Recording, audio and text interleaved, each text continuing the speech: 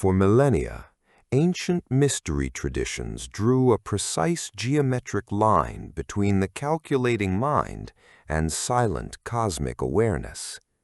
From the Mandukya Upanishad's 4 states of consciousness to the Corpus Hermeticum's Nous and Logos, from the Eye of Horus's sacred fractions to Pythagoras's Tetractys and Plotinus's Enneads, this video traces one recurring truth across Vedic, Egyptian, Greek, and Neoplatonic traditions. You are not the thinking mind. You are the awareness in which it appears. You believe you are the thinker, trapped within the endless noise of your own thoughts. But ancient history whispers a terrifying truth. The calculating mind is merely a mechanism, a labyrinth of reflected light. You are not the noise inside the chamber. Long ago, the Vedic seers mapped this internal divide. They distinguished manas, the restless mind, from the silent observer. Through ahamkara, the egoic construct builds a fragile illusion of self, binding eternal spirit into an intricate architecture of mental captivity. Beneath waking, dreaming, and deep sleep lies turiya, the unshakable ground of pure witness awareness, silently observing the rise and fall of worlds. The ancient scriptures did not teach mere mental discipline.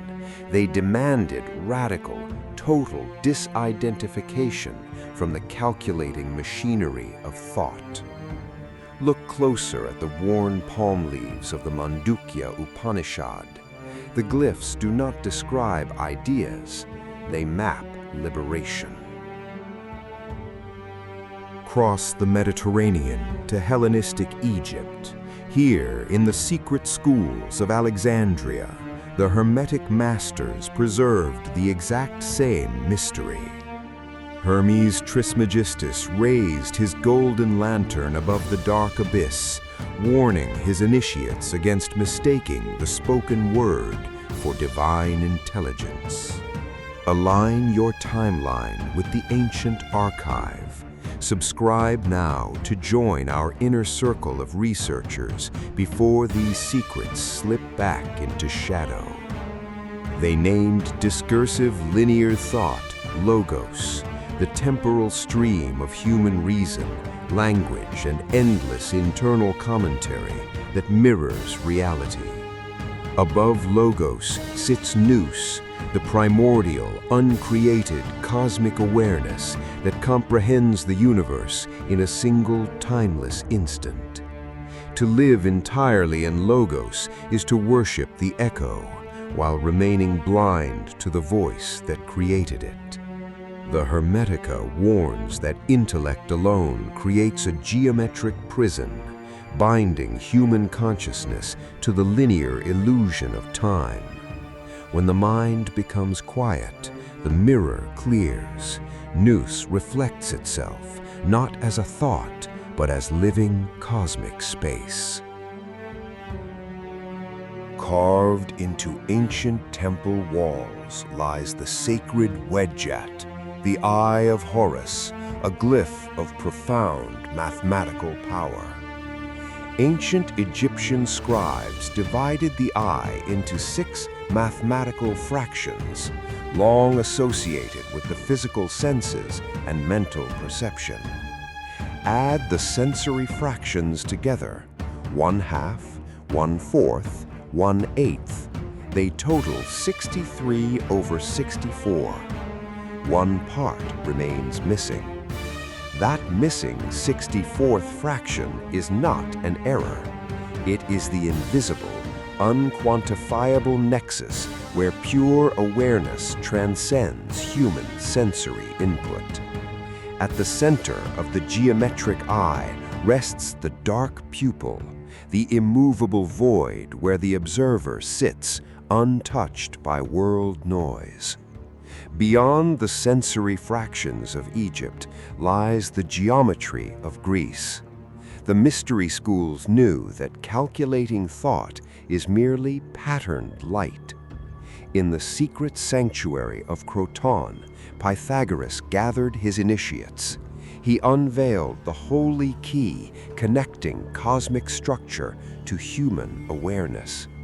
Later, tradition holds they swore their most binding oaths not by gods, but by a sacred triangular emblem of 10 golden points, the Tetractys. At the apex rests the monad, a single, unextended point of pure potential. This is primal awareness, indivisible and boundless. Below it emerges the dyad, the division into two. Subject and object split. Duality is born, and with it, the calculating mind. The triad manifests surface and movement. The mind begins spinning linear time, narrative, and the illusion of past and future. Finally, the tetrad constructs three-dimensional space. The physical realm materializes, a heavy, dense cage encasing the sleeping observer. Add the layers together, 1, 2, 3, and 4. They return to 10, the decad, the complete cycle of cosmic return. The mind moves downward through the Tetractys into illusion. Pure awareness ascends back upward, returning to the silent apex. Ancient accounts claim Pythagorean initiates practiced years of total silence. To know awareness, one must first silence the mechanism of speech.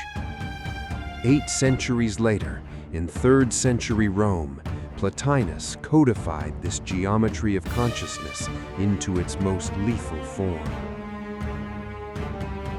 In the pages of the Enneads, Plotinus mapped the soul's perilous journey away from its absolute origin back to pure light.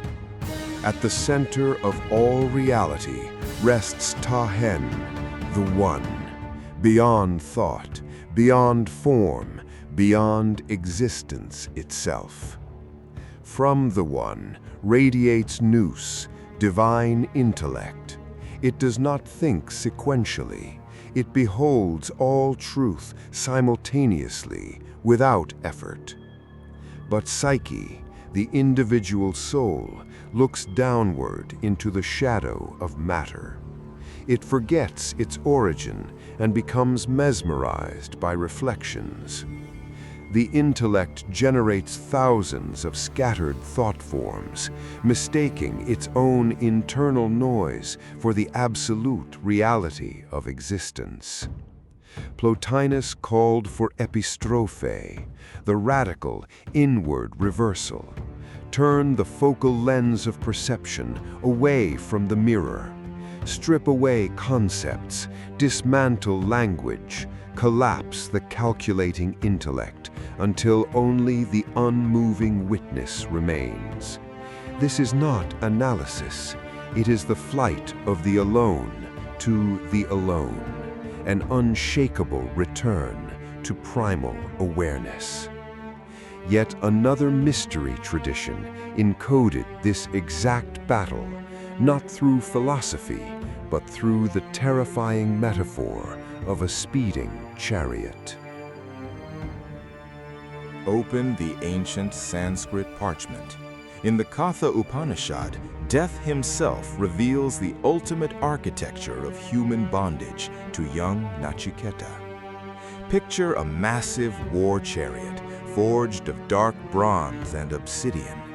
This chariot is the physical body, the temporal vessel moving through time. 5 wild, untamed horses strain at the traces. They represent the physical senses, wildly dragging the vessel towards sensory illusions and chaotic desires. The reins binding these thrashing beasts are manas, the calculating, emotional mind. Without a master, the reins snap under relentless strain. The charioteer holding those reins is Buddhi, the higher intellect and faculty of discernment. If the charioteer sleeps, destruction is absolute. But who sits inside the dark carriage? Silent, motionless, and immortal sits the Lord of the chariot, the Atman, pure witness awareness. The great tragedy of human existence occurs when the charioteer forgets the passenger, believing himself to be the chariot, the reins, and the horses. When Buddhi awakens, it turns backward. It takes its commands not from the wild horses of sensory noise, but from the silent passenger. The horses submit. The chariot stabilizes. The journey shifts from chaotic wandering to a direct geometric ascent toward the cosmic throne. Sanskrit, Hermetic, and Neoplatonic traditions converge upon this single razor-sharp truth. Mind is the vehicle. Awareness is the eternal master. The ancient mystery schools did not build these monuments for worship. They constructed them as physical technology to trigger radical inner awakening. Step back from the endless stream of thoughts. Notice the anger, the fear, the calculation. Notice that you are the space in which they appear. The calculating mind is finite, bound to time and decay. Awareness is uncreated, untouched by birth, death, or the collapse of stars. When you cease feeding the machinery of identity, the geometric prison of the ego dissolves. The mirror vanishes, leaving only pure light.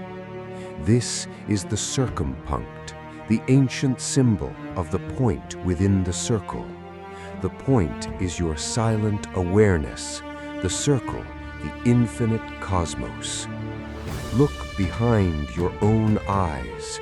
You are not the mask you wear in the daylight. You are the ancient, eternal witness observing this mortal journey. The gate between mind and awareness opens in the quiet stillness between two thoughts. Enter that silent gap and reclaim your divine birthright. Inscribe your seal into the archive below. Leave your thought in the comments before this threshold closes and the ancient vault locks once more. You are not the wave crashing upon the shore. You are the vast, unfathomable ocean beneath the storm. Awake from the dream of the intellect.